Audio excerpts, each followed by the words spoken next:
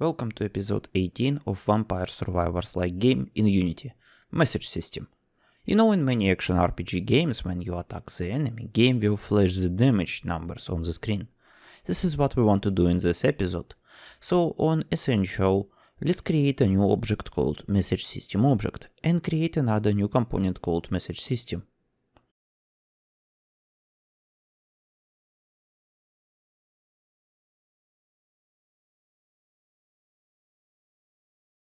Now let's create a basic text object. Create a 3D text object. Now we want to put the text in front of everything. You can do it by placing physically in front, but it is not perfect, and we already emphasized a HP bar.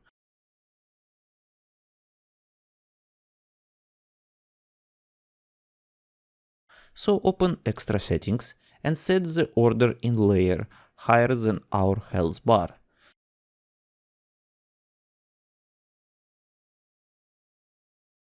Set the font size.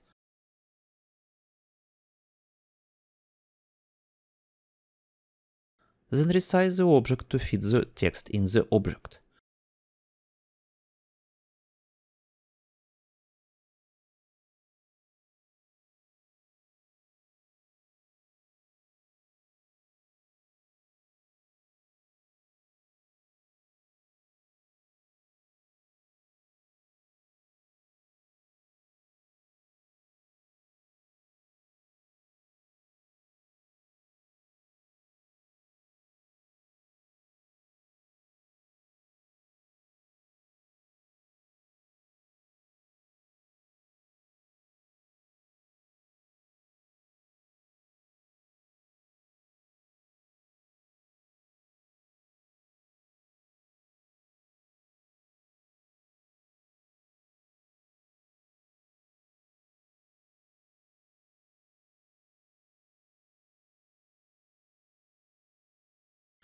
Rename it to be damage message and prefab the object.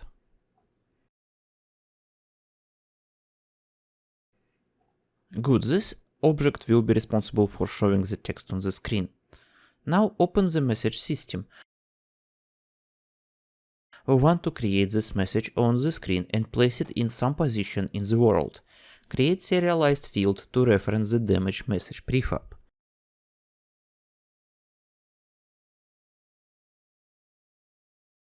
Then create public method called postMessage with string as a parameter and world position as a parameter.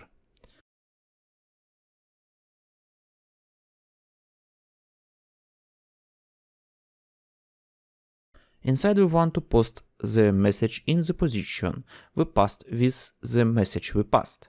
So instantiate the object, make it parented to the message system object, so all the text messages will be bunched in the same place.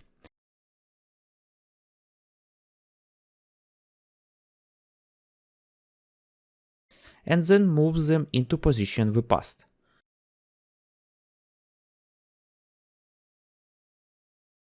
Then set the text.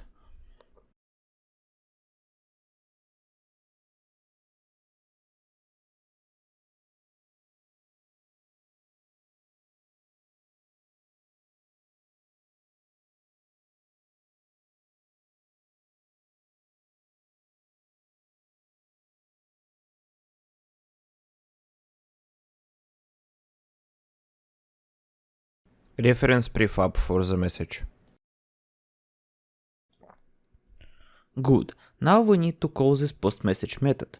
Right now we want to post on the screen the amount of damage we have dealt to the enemies. Because we want to post damage dealt by our weapons, we want each instance of the weapon to have this capability.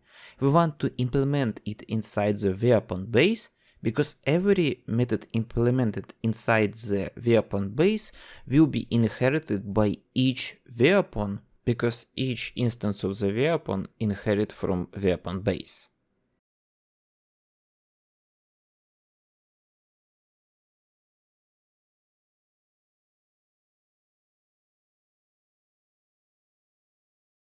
To be able to easily call message system, we want to make it as singleton.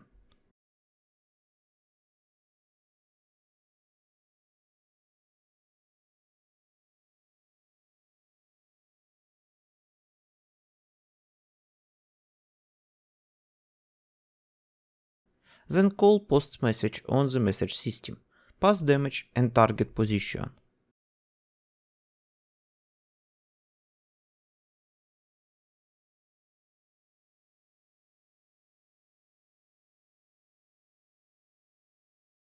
And the last thing we have to do is to call post damage itself.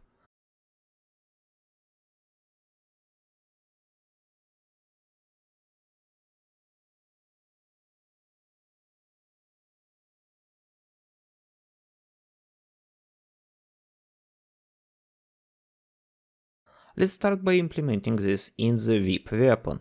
Because VIP weapon is inheriting from the weapon base, it will have the post message function inherited.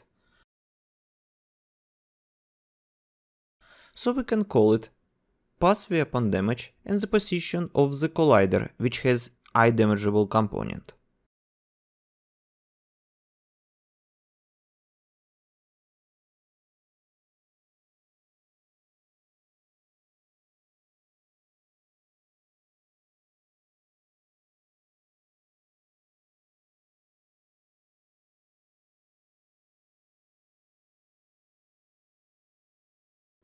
Let's test this. Change the starting weapon to be VIP.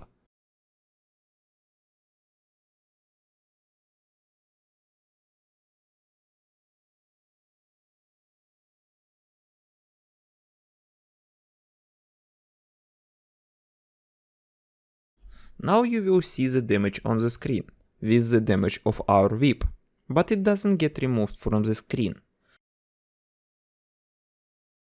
So select the damage message and create another new component called damage message.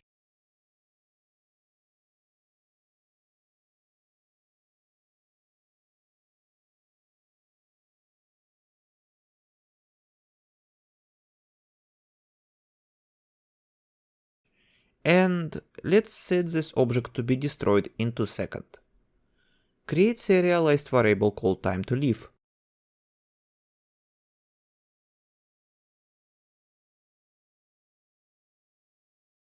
Then in update, tick it down, and the moment it is done ticking, destroy the object.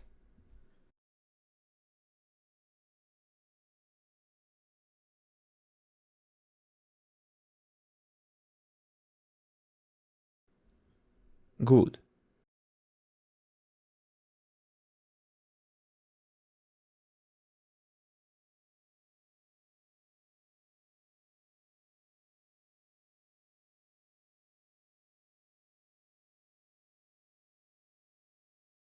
This episode is brought to you by generous support of people on Patreon and members on YouTube. If you want to join them, link to my Patreon in the description and join button available right now on YouTube. If you join at $10 or more, you will get access to project files on Patreon.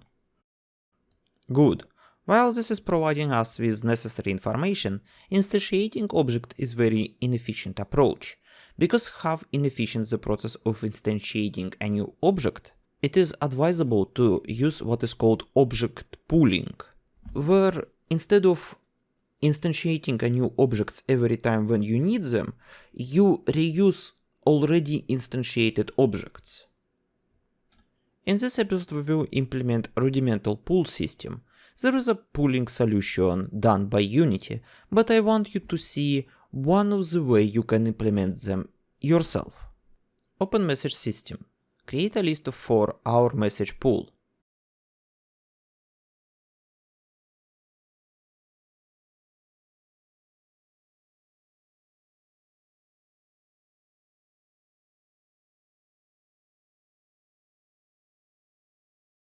Now we want to populate this list, so create a method called populate.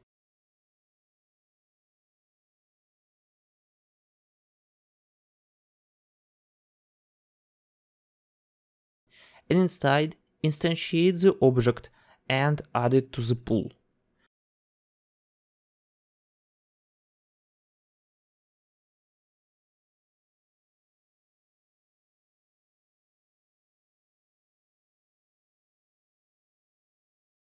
Okay, now I want to call this method to populate our list.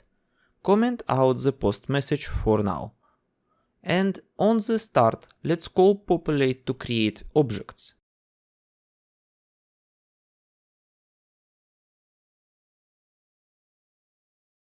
To determine the amount of message objects in the pool, we will create a variable called object count. So to create the objects of the same amount as object count, we will use for cycle and call populate.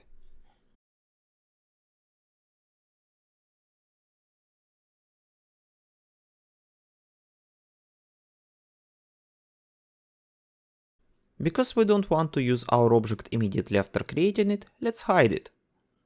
When we will be posting messages on the screen, we want to sequentially use objects, one after another. So create a new variable called count.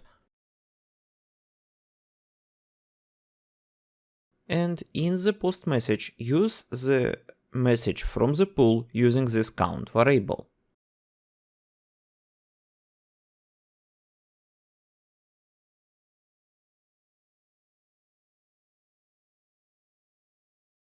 And after each used object, we iterate our count variable, which means we're slowly moving through our list of objects.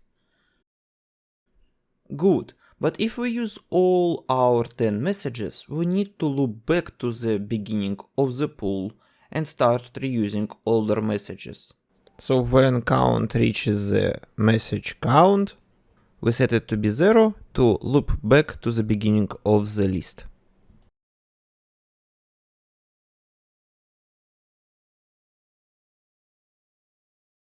Because we hide the objects which is inactive, we need to set them active before posting the message.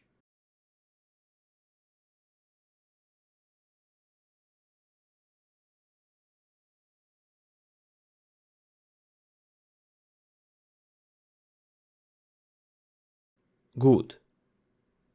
And now in the damage message, instead of deleting them, we will just hide them by setting the object inactive. This way we will avoid deleting and reinstantiating objects.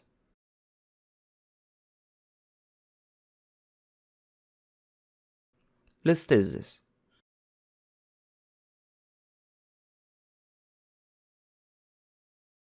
Something is wrong.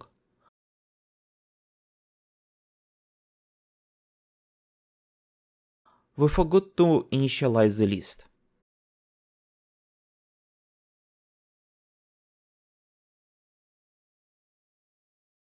There is one more problem we need to address before launching the game. In the damage message we are using time to live, but we never reset its value.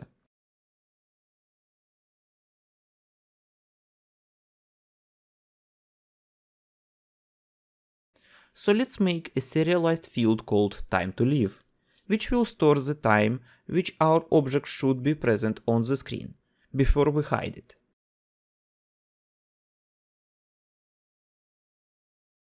And on enable, reset the state of the time to live. Good.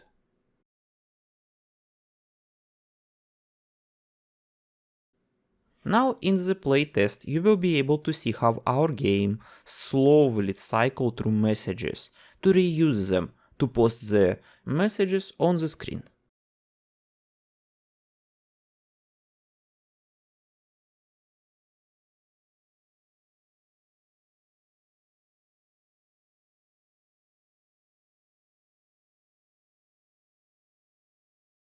If you have a question or suggestion, leave a comment. Please subscribe for more episodes. You can find my Patreon in the description. Special thank you to Andrew V. Long, The Soul Hashdu, Ferry PC for their generous support. With best regards, see you in the next episode.